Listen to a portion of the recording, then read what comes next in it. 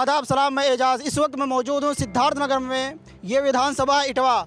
हमारे साथ बात करने के लिए हरेंद्र ताऊ मौजूद हैं, जो कि किसान आंदोलन का एक बड़ा चेहरा, जो किसान आंदोलन में मीडिया से बात करते हुए बहुत ही बेबाकाना अंदाज में अपनी बात रखते थे। विरोधियों को, जो किसान आंदोलन का, किसान कानून का समर्थन करते थे, उनको खुलकर जवाब देते थे। जिस वक्त हमारे साथ मौजूद है, सिद्धार्थनगर में खुद आए हुए हैं। दरअसल ये किसानों के मुद्दों को लेकर के पूरे उत्तर प्रदेश में टहल रहे हैं। भाजपा के खिलाफ इनका पूरा आंदोलन चल रहा है। हमारे साथ बात करने के लिए मौजूद में से जानना चाहेंगे कि आप पूरे तौर पर पूरे यूपी में घूम रहे हैं, कैसा माहौल लग रहा है किसान आंदोलन को लेकर? बहुत अच्छा माहौल है, बीजेपी के खिलाफ है और बीजेपी का खदेड़ा इस बार जनता कर रही है। खदेड़ा कर रही है, कन्फर्म कर रही है। हमने देखा वेस्टर्न यूपी में तो माहौल नजर आया कि जाट मुस्लिम एकजुट हुए, लेकिन इस आपने पूर्वांचल के एरिया में जब घूम रहे हैं तो कैसा दिख रहा है आपके? क्या यहाँ पर देखिए, बिरादरी की बात मेरे से मना करें, मैं बिरादरी की किसी की बात इसलिए ये बात क्या, मैं जाति धर्म पे बात नहीं करता। अरे पूरा उत्तर प्रदेश के लोग वोटिंग कर रहे हैं, साइकिल पे और गठबंधन पे।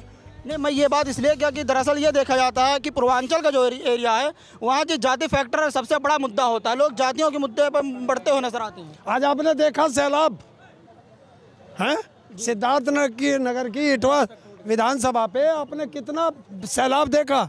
ये जनता का रोष है और वो रोष बटन दबाने के लिए तैयार है। किसान, दरअसल जब देखा गया, किसान किसी भी पार्टी को सपोर्ट नहीं कर रहे थे, लेकिन ऐसा लग रहा है कि आप समाजवादी को सपोर्ट करते हुए नजर आ रहे हैं। देखिए, इनको चोट देनी पड़ेगी। अहंकारी सरकार है, तानाशाही सरकार है, उसको चोट देनी पड़ेगी। और चोट क्या होती है? वोट की चोट। तो वोट की चोट अब जो है पूरे देश का, किसान हो, मजदूर हो, युवा हो, महिला हो, रेडी पटरी वाला हो, रिक्शा वाला हो, व्यापारी हो, वो सब आज इससे दुखी है और वो चाहता है कितनी जल्दी बटन दबे और बाबा जी मठ में जाए। किसान आंदोलन का असर यहाँ पर दिखता हुआ नजर आ रहा है आपको? बिल्कुल दिख रहा है। यहाँ जब हमने दिल्ली को कवर किया तो पूर्वांचल के एरिया से खास तौर से लोग वहाँ पर कम दिखते थे। देखिए, यहाँ से कितनी दूर है? यहाँ से लगभग 800-900 किलोमीटर दिल्ली पर, 750 किलोमीटर, 750 है। 750 किलोमीटर एक ट्रैक्टर जब जाएगा तो कितना तेल खाएगा?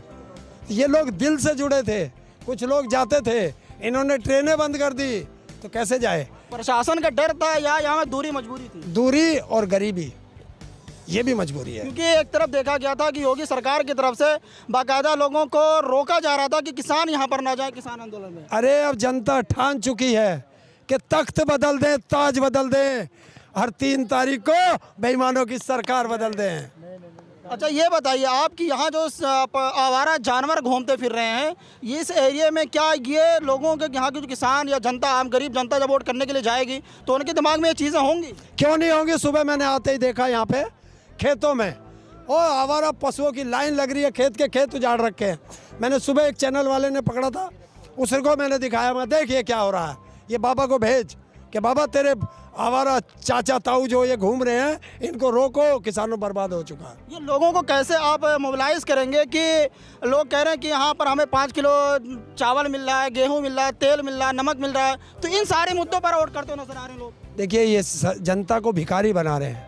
जनता को भिखारी नहीं, रोजगार चाहिए, शिक्षा चाहिए, स्वास्थ्य चाहिए, ये, और किसानों को अपनी फसल का वाजिब दाम चाहिए। तो इन मुद्दों पे लड़ेंगे। और ये आप कैसे लोगों को समझाएंगे? क्योंकि लोगों के ज़माने में वही दिमाग में चीज़ें घूम रही हैं कि हमें फ्री में चीज़ें मिल रही हैं, जबकि अगर देखा जाए तो उतने ज़्यादा जितना वो दे रहे हैं, सरकार दे रही है, उससे ज़्यादा तो आवारा जानवर खा लेते हैं। ये जनता के दिमाग में नहीं घूम रहा, ये बाजारू मीडिया के दिमाग से घुमाया जा रहा है। और अब जनता बाजारू मीडिया को नहीं देखती। आप घूम फिरा करके मीडिया ही पे आते हैं। अरे बाजारू मीडिया है, बाजारू मीडिया क्या होती है? क्या होती है बाजारू मीडिया?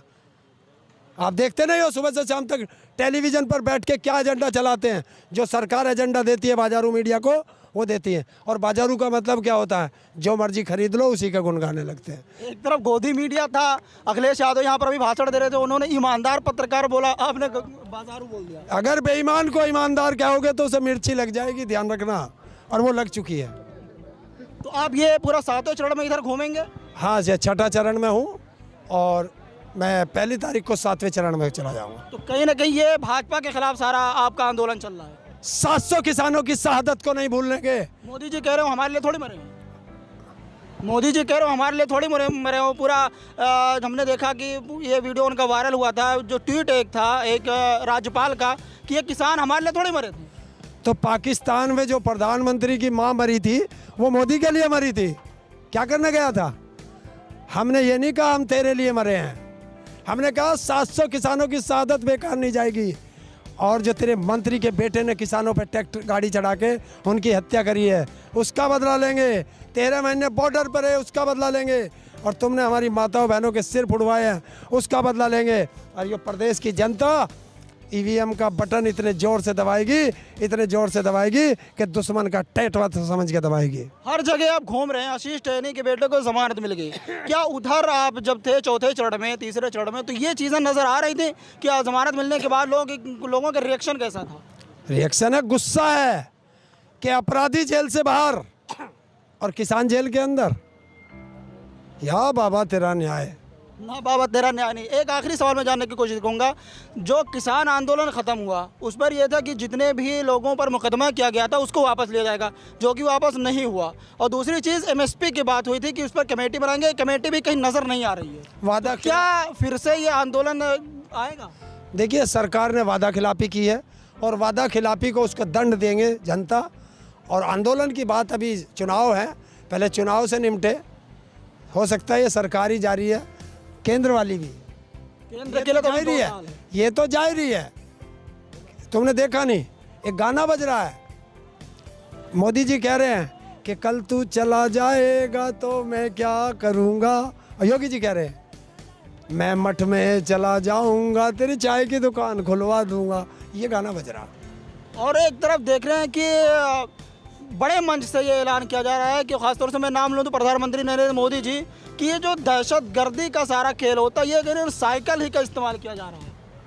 दहशतगर्द जब हम बम ब्लास्ट करते हैं तो उसमें साइकिल का इस्तेमाल किया जा रहा है। तो यानी एक बड़े पद पर प्रधानमंत्री बैठे हुए ये ऐलान कर रहे हैं, ये सिंबल को कहीं ना कहीं टेरराइज करने की कोशिश कर रहे हैं। उससे पूछो पुलवामा हमले में कौन सा इस्तेमाल किया गया था, उसे बताए ना।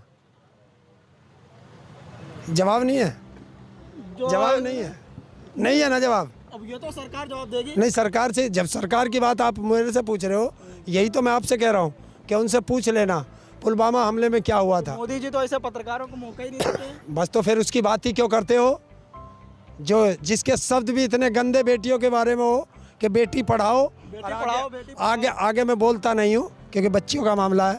जिनका गृह मंत्री ये कहता हो कि 12वीं के पास बाद जब इंटर में तुम एडमिशन लोगे तो तुम्हें लैपटॉप देंगे।